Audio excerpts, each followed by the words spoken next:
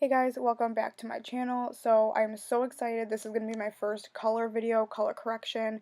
As you know, I am a licensed hairstylist if you've been watching my channel for a while. So I'm so excited to be starting to do these kinds of videos. For this video, it's going to be a little bit more of like a highlights or all over blonde into more of a balayage.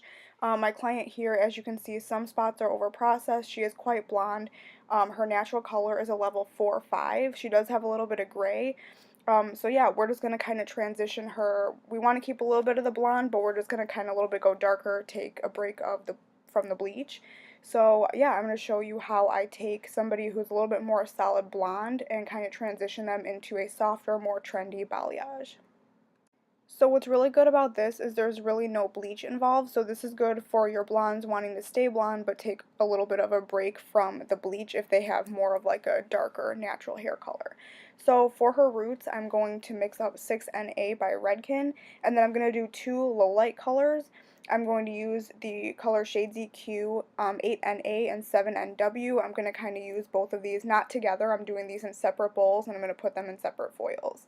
So for her base, I'm doing 6NA because I want it to be a little bit lighter than her natural, so I chose a level 6, and then I need the neutral to cover the gray, and then I'm just putting a little bit of ash in there because she's really afraid of warm tones, so we try to keep it as ashy as possible, and I'm mixing that with 20 volume. And then for her two low light colors, I'm mixing up about an ounce with processing solution. And this is going to be her low light color. I use 7NW because I want it to be a little bit on the caramely side. I need that W to kind of fill because I don't want it to look green or anything. And then I'm just going to put some pops of that 8NA just to kind of keep it really ashy. But I still do want that caramely tone, so that's why I kind of mix the two together. I'm going to just put some sporadically throughout her hair. So for her base, I'm just touching up her roots as you normally would do a root touch-up down the center, and then I divide it into the 4 quadrants and do the touch-up that way. And then when I'm done putting the whole root color on, I'm going to comb it through, and that just ensures that there are no harsh lines from the dark to the blonde. And as you can see, I'm going a little bit past what a normal touch-up would be, and that's because I want to blend that line of demarcation from the blonde. I just kind of want to go past the blonde a little bit just to blend it so it goes, there's a gradient from the dark to the blonde. And as you can see right here, I'm doing that as well. And then what I do is I leave the front pieces a little bit higher up, and that kind of creates the money pieces without actually having to do some bleach. So you can see a little bit more right here. I'm going past that blonde a little bit, dragging that color down just to blend out the lines. And then right around the face, I'm kind of leaving it a little bit more blonde. I'm not dragging it down as much. Those are going to give you your money pieces without having to do any bleach. And then I'm doing the same thing in the back, making sure that I bring the back a little bit darker than the front because that's going to give you the natural like teardrop shape that you see a lot with the balayage. So you would normally be doing this with bleach, but since we're doing it backwards, we're going to do it with the color.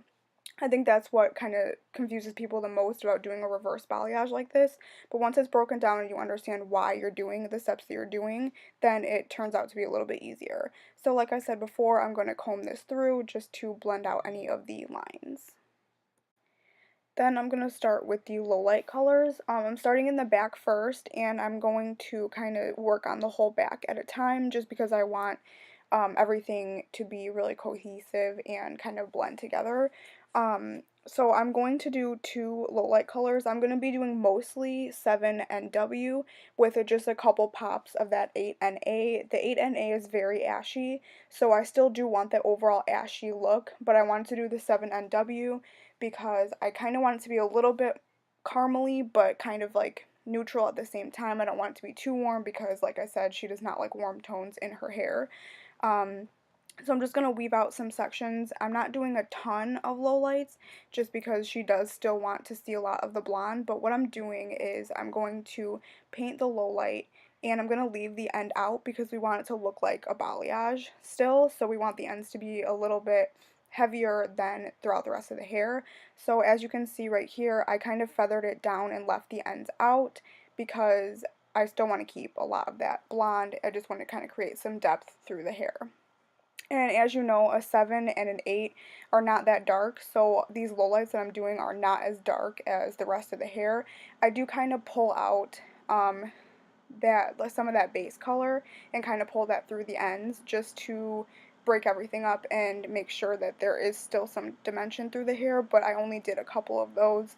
Right here I am doing a 7NW, and you just want to customize it depending on what your client wants. There is no cookie cutter way to do this. If they want to get rid of a lot of the blonde, you do more lowlights. If they don't want to get rid of a lot of the blonde, then you just do a couple. And the reason why I'm doing the 3 different colors is because I want it to be very, very multi-dimensional. I did the base color, and I want to drag some of the base color through to the ends just to make sure that that blends, and then as well as adding some 7s and 8s as a low light, but I just want to play with the tone a little bit just so it doesn't look like one heavy color blonde throughout the whole hair like it does right now. We want her to be able to transition back to blonde easily, so that's why we're doing a demi-permanent by Shades EQ. And I'm making sure to do very fine weaves because I don't want any chunks or anything like that. So yeah, I'm mainly doing this just to kind of tone down the blonde a little bit. And right now I'm going to put a little bit of that 8NA. Towards the top is mainly where I kind of put the 8NA just because I want the very top of her hair, where she sees it the most, to be more on the ashy side.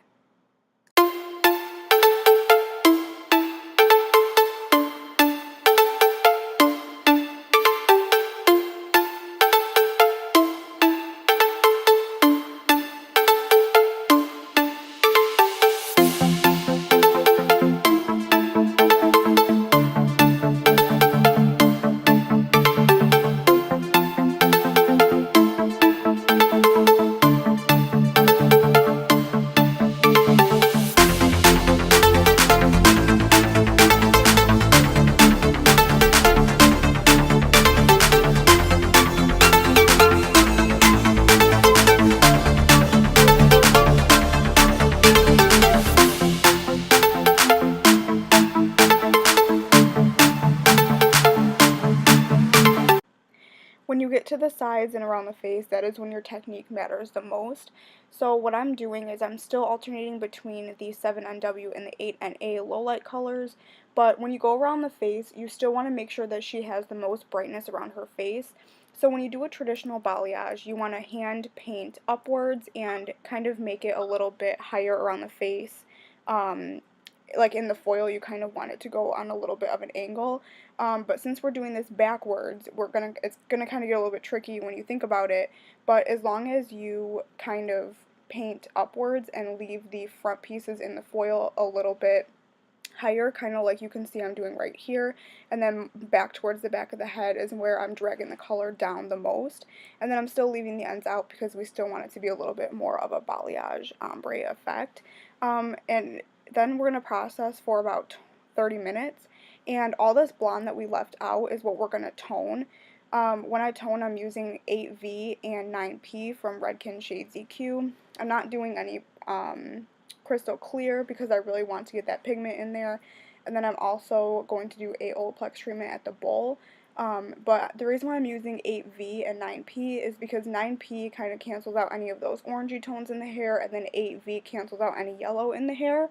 And then I kind of wanted to tone it down a little bit. I don't want it to be super bright anymore since we're kind of going for more of a darker, ashier look. So yeah, that is why I'm picking those two toners. I'm doing equal parts of both with processing solution in a tint bottle, and then I'm going to process her for about like 5 to 10 minutes, but always make sure you watch your blonde toners because it can take purple or blue or anything like that in the matter of like a minute. So you always want to make sure that you're leaving it, watching it, and don't just like put it on and then leave the bowl. So right now I'm just washing her hair, and then I'm going to tone it out and let it process for a little bit, and then you will see the blow dry and the finishing product.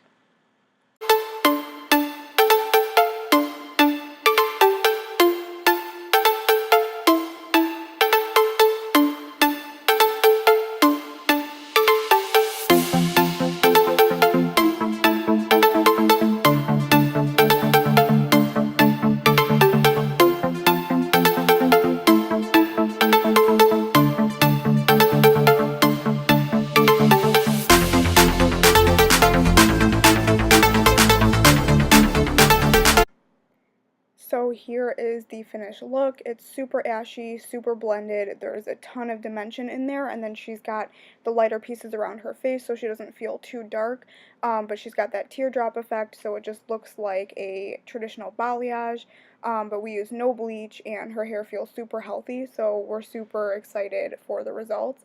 And then she's got the lighter ends, and it just looks so pretty overall. So be sure to subscribe if you like these types of videos, and leave any comments in the comment section below, any questions. And yeah, I will see you in my next video.